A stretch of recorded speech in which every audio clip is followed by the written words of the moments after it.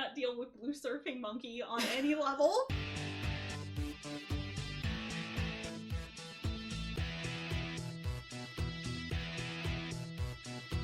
Hello, and welcome to the Afterspark podcast, an episode-by-episode recap of the Generation 1 Transformers cartoon. I'm Els. And I'm Specs. And today we're going to be talking about episode number 54, Hoist Goes Hollywood.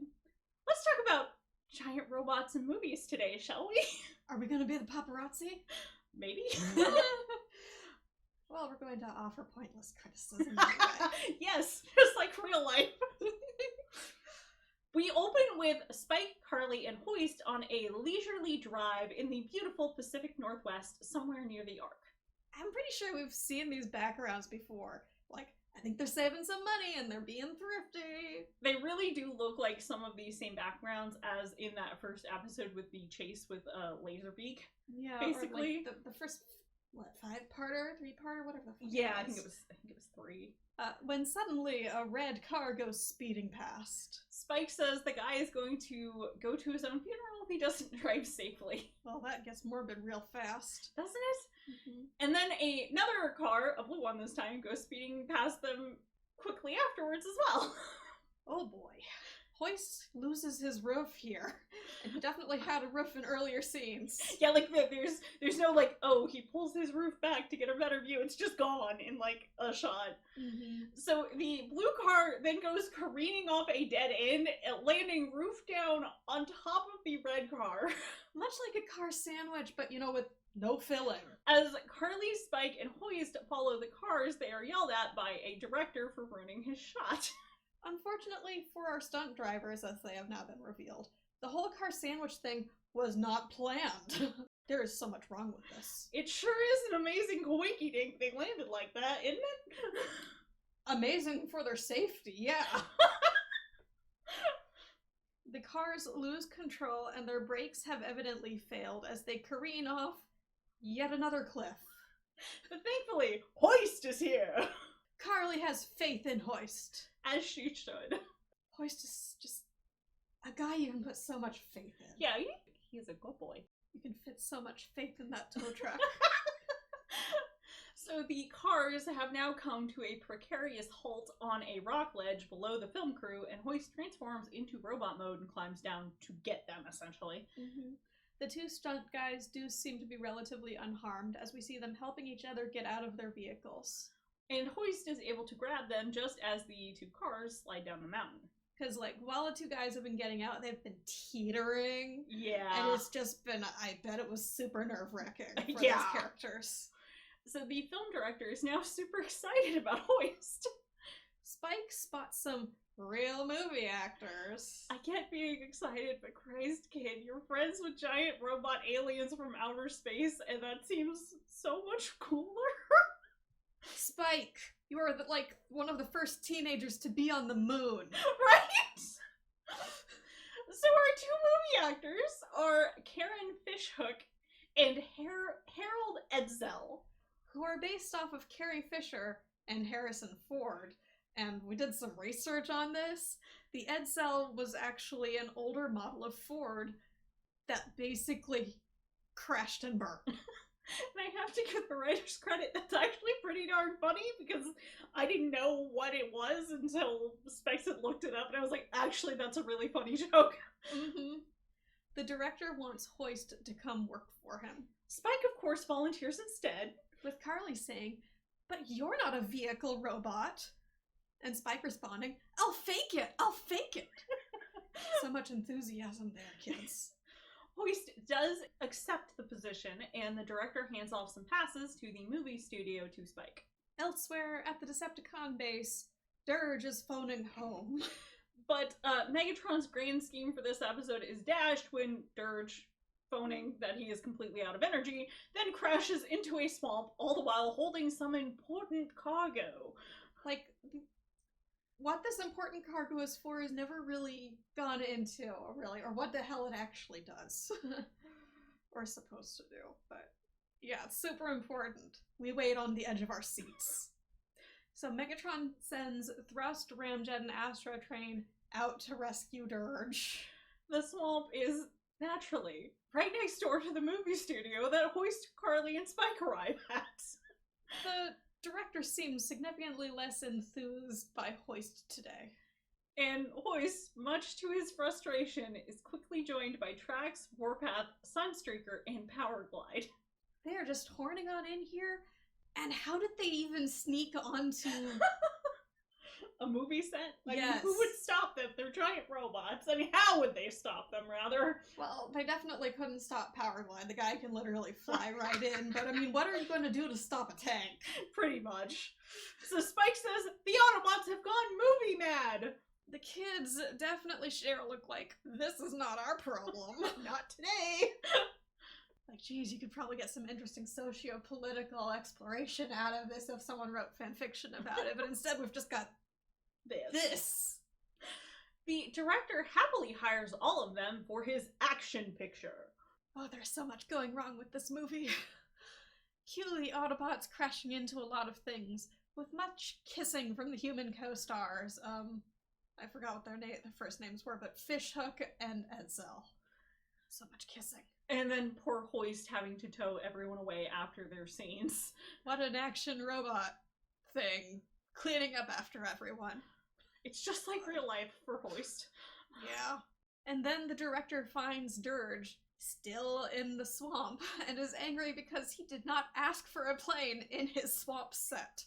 Because apparently they've just got a real-ass swamp for their swamp set. Or close enough. The Autobots commiserate about the roles they've been given. They should unionize! Poor Hoist is like, what the heck do you want me to do about it? And so they nominate Hoist to go talk to the director. This is them unionizing. The director, after staring at Dirge for a bit, has decided to work him into the picture. This director is shit, and I feel terrible for everyone who has to work with him. Yeah, because changing this kind of shit constantly during a shoot is not something you could do. At least not this fucking drastically. Yeah, I really hope his poor writers are getting paid well for all these damn rewrites. I have a feeling they're not.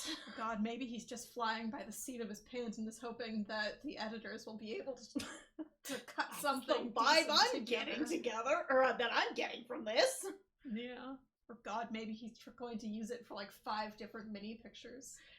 Considering how many different shots have involved crash, kiss, crash, kiss. Because what, there were the sci-fi, western, and then whatever the fuck the other thing was? There were a lot of different genres going on here. Yeah. I will say I think the sci-fi stuff came after this, but even then, a lot of different genres were happening here. Yeah, that's true. Hoist attempts to talk to the director, but the director just blows him off and calls him Moist. Instead of his real name. Yeah. All the Autobots but Hoist leave, and the 3 Decepticons arrive to finally retrieve Dirge.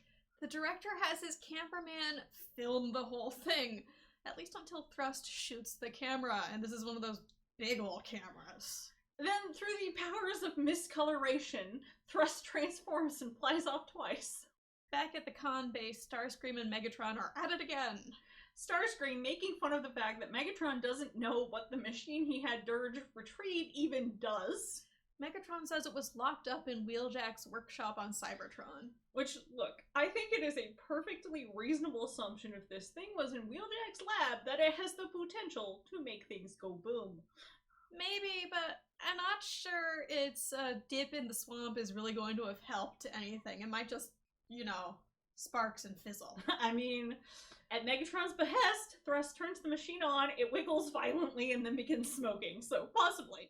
You would have thought that the giant alien robots would have been more sensible about the whole let all of this tech stuff dry out before trying it, but I guess not. Well, I mean, they don't seem to be affected by water. Would their tech be affected by water? Well, I mean, if it wasn't finished Yeah, and okay, still that's had fair. open stuff. That's fair. Starscream mouths off, and one bout of domestic violence later, Megatron finds a way to blame Starscream for it being dirty swamp water for so long. I wonder if it's gained some turtles. Megatron is interrupted when Astrotrain lets it slip that they were recorded while retrieving this device. Ah, loose lips, sink ships. Or something. Sink Decepticon retrieval operations. And films. So Megatron, Starscream, and Soundwave head out to get that film. The fact that these guys actually know what film is a bit interesting.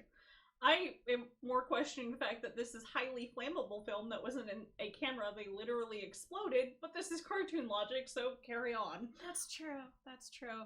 I mean, maybe they'd switched out, like, the film that they were using and it just started a new one. I have no idea. I still feel like it shouldn't have survived. It really shouldn't have, considering that you're right, it's extremely flammable.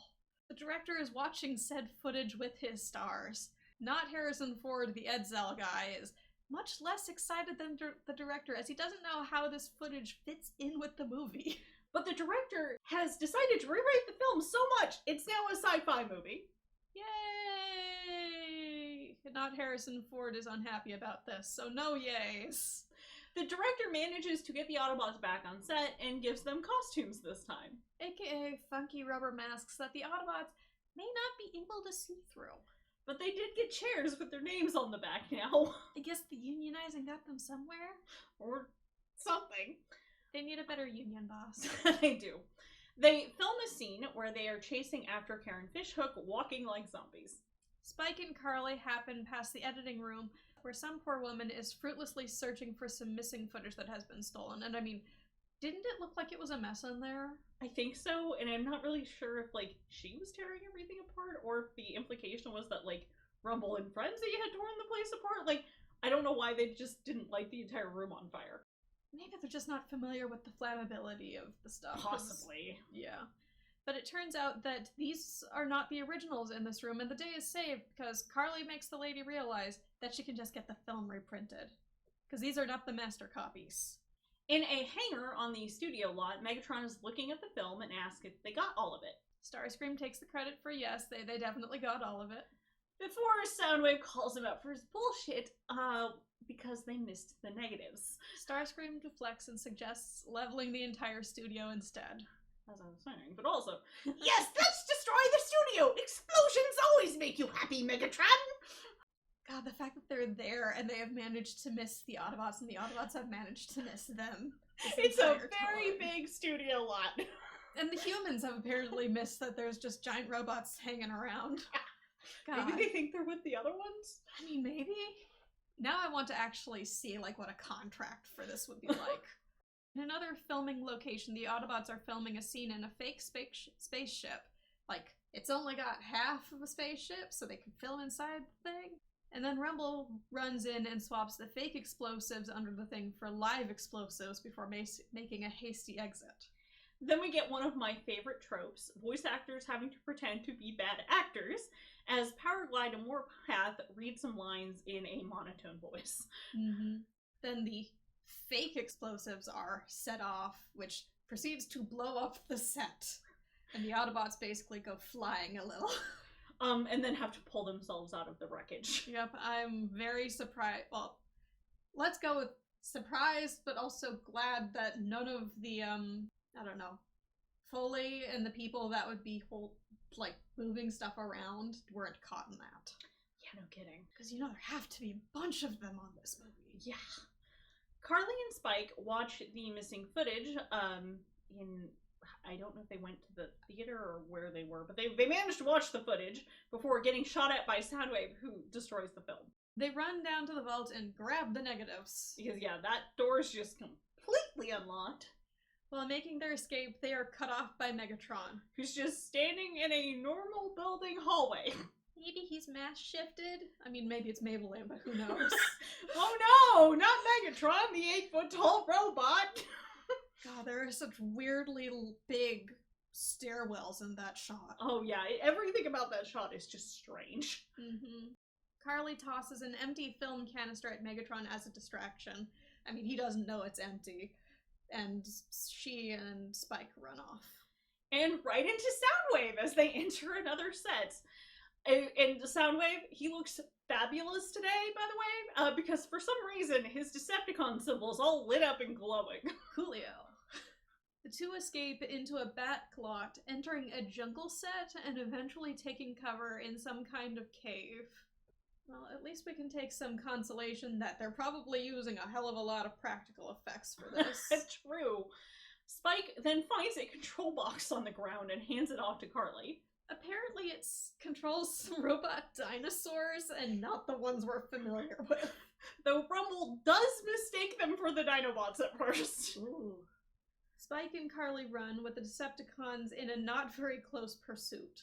The two have to deal with the trials and tribulations of being on a movie set where everything is fake. Honestly, this is weirdly like some Star Trek episodes. I can see that, actually. It really is, and it's kind of unnerving that they managed to do this with this show. Yeah, right? They use some dummies in a wooden boat to dupe the Decepticons so that they can get away from them. And then they meet up with Hoist and lead the cons into another set. A medieval dungeon-esque one this time. Hoist threatens to dump the humans into some lava, along with the negatives. And Hoist, being a conscientious robot, actually pays attention to his acting and drops the kids and fires on Megatron. The rest of the Autobots begin firing, and Megatron flees as he assumes the negative has been destroyed, which is all he really wanted. Yep. Spike and Carly are fine, of course, because a movie set would not have real lava. I mean, how would they contain it? Yes. Though the way this director is, I feel like he would attempt it. Yeah. Now I want to see an AU where Megatron's so impressed with evil Hoist that he tries to recruit him. That actually sounds fun. Sometime later, the humans and the Autobots watch the footage, now having been joined by Wheeljack, who just laughs because the device never worked. If it had, he'd have taken it with him. The director offers Hoist a leading role, but Hoist turns him down. And then animation layer madness happens, with a Sunstreaker appearing to step on the humans. Coming up next, the Decepticon baby boom in The Key to Vector Sigma Part 1. Which should be fun. AKA the Decepticons get some cars. And we should have some fanfic recommendations for the day. Yep. I only found one, I think. So our first fanfic recommendation for today is Unsung Heroes by Draco Queen 22. It's in the IDW G1 series. It's rated G, it's Gen because there's no pairings, and our characters are Hoist, First Aid, Ratchet, Gears, and CatScan. In summary, there were times Hoist was envious of Ratchet's skill, and then there were times he was most glad not to be in Ratchet's place. And our character theme here is Hoist! And it's a one-shot. And so Owls also has a recommendation today. So my fic for today is called Carded. It's by Alex. It is in the IDW continuity. It is rated T. It is Gen. There are no pairings. Our two characters are Megatron and Impactor. And in summary, two minors try to walk into a bar. Oh dear, I bet that wasn't so successful. And it is part of another series that I have recommended the other two parts for, which is Confined Spaces. There's no theme around, it's just my wildcard fit for the day. It is funny though.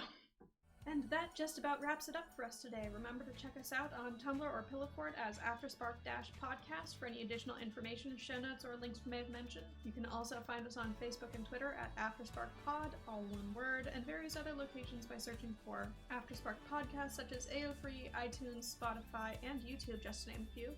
And feel free to send us questions on Tumblr, YouTube, or AO3.